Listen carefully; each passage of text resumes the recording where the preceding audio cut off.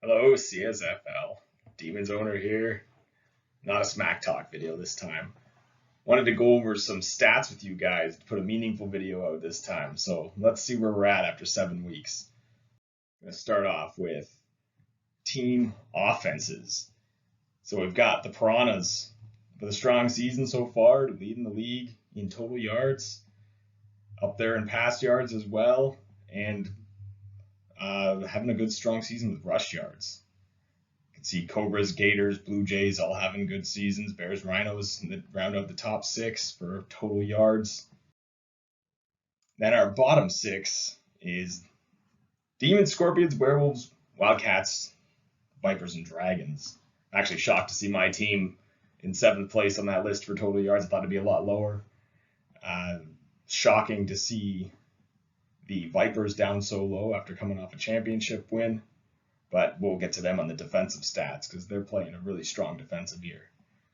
The Dragons with Todd Kidd and Travis Stovall, also shocking to see at the bottom of that list. For offense, points per game is a stat that we use to gauge a lot of teams here. And I think on the whole, points per game is down. We've only got 4 teams over 30 points per game this year. When I joined this league in season 3, it seemed like 30 points was benchmark, so to speak. Now we've only got one team in the mid 30s.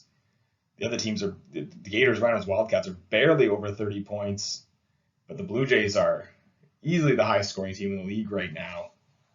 Piranhas and Cobras are looking strong as well.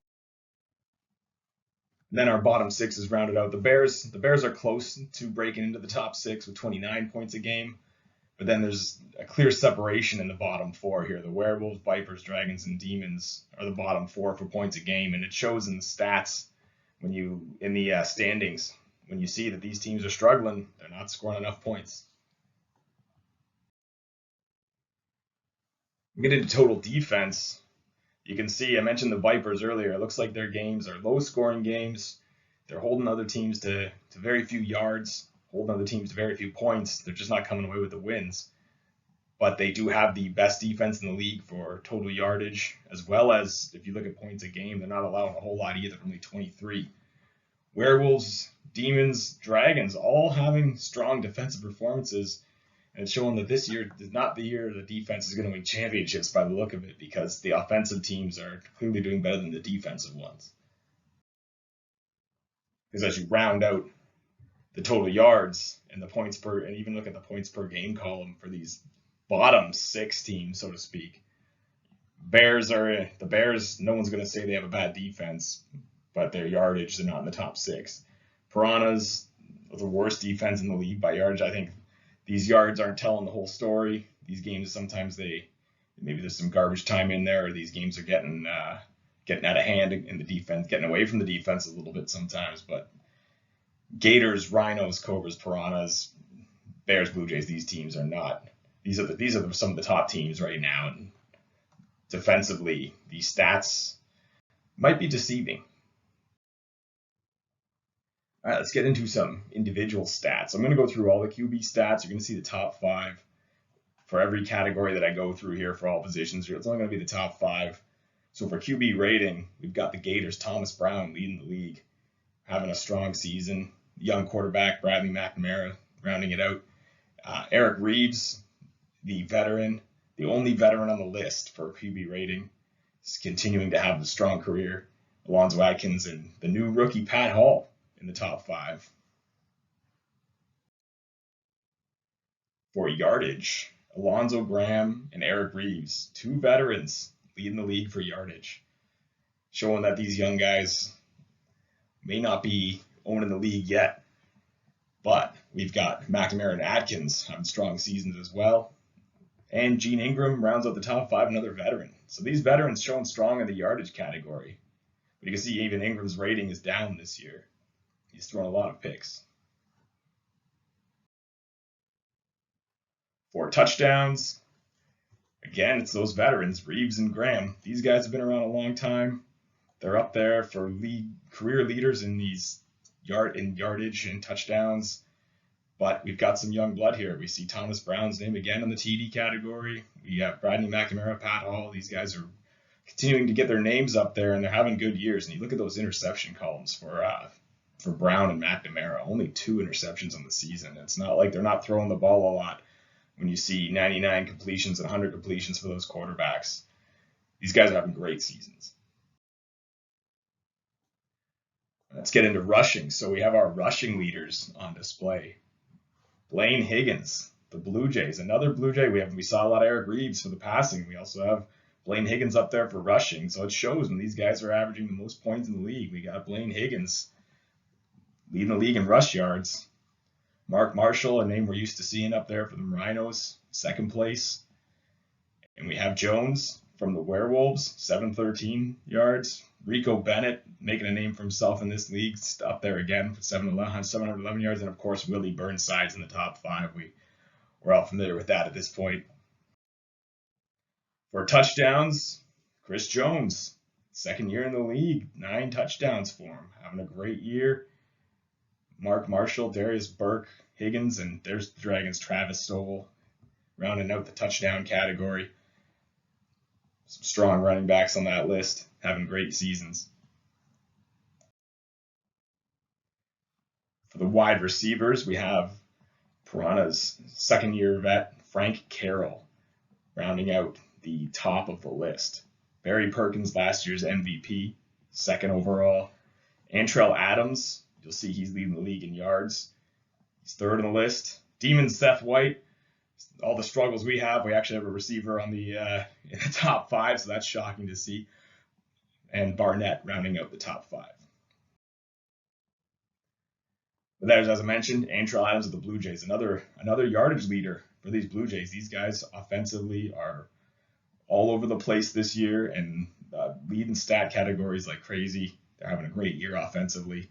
Must be that pass balance playbook, just all strategy there.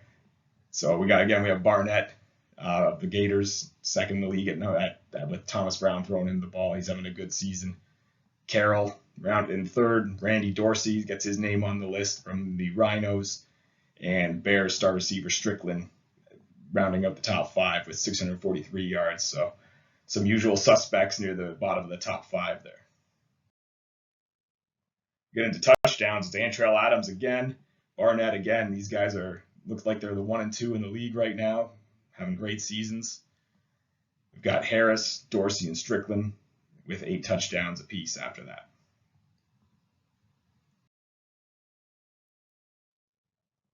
Defensively, we get into tackles. Jeff Rice of the Scorpions, strong safety, leading the league in tackles. Vipers middle linebacker right behind him, Josh Cameron. Demons Chris Morris. Rhinos rookie CB Leon Jolly on that list. And Piranha's middle linebacker Daryl Montgomery rounding up the top 5. Some strong performances from these defenders. Lots of linebackers. Tackles for a loss. Werewolf leading the league. Dominic Hoyt, left outside linebacker, has 7 tackles for a loss, tied with Chris Morris of the Demons. Xavier Dawson of the Rhinos and David Minocci of the Piranhas, both tied with 6 there. And Cobra's Cedric Lane, right end, rounding up the top 5 with 5 tackles for a loss. These guys, there's been 7 games played, so those top 2 are averaging 1 a game, and then the 3rd, 4th, and 5th are not far behind. For sacks, we actually have 2 other players on this list that have 4 sacks as well, but I only took a screenshot of the top 5. So we've got Mike Matthews of the Rhinos and another Rhino on this list. We've already had Leon Jolly, Xavier Dawson. Now we got Mike Matthews. So these Rhinos having some strong defensive performances. 4 sacks for him. Minocci on the list again with 4. We've got Chris Griffith of the Gators, 4 sacks as well. And this is not Randy Dorsey. This is Reggie Dorsey, Werewolves rookie linebacker, 4 sacks. Brian Johnson of the Vipers, also 4. And like I mentioned, there's 2 others with 4 as well. So 4, a big, tight race for the sack lead. For interceptions, this is another tight race. 5 players with 3. Alex Campbell, the Rhinos, another Rhino, showing a strong defensive performance. Similar to the Blue Jays on offense, where they ran away with the offensive categories. These Rhinos are running away with the defense. Jamal Levine is the Blue Jays rookie corner though, and he's up there tied for 3 as well. And that's Blake Williamson in third, also of the Blue Jays. The Bears, with their strong defense, Tyrone Penn, strong safeties, and is the 4th player on the list, tied for 1st. And Jason Williams, Scorpions middle linebacker, also has 3. Of course, big hits. What kind of league are we without big hits? Todd Kidd leading the way. Can't snub that guy. Lots of other guys on that list tied for 1st. Defensive touchdowns, not a whole lot this year, considering how strong defenses are. We've only got 2 defensive touchdowns, one by Demons rookie Jason Sanders, the other by Dragons left end Patrick Gilbert.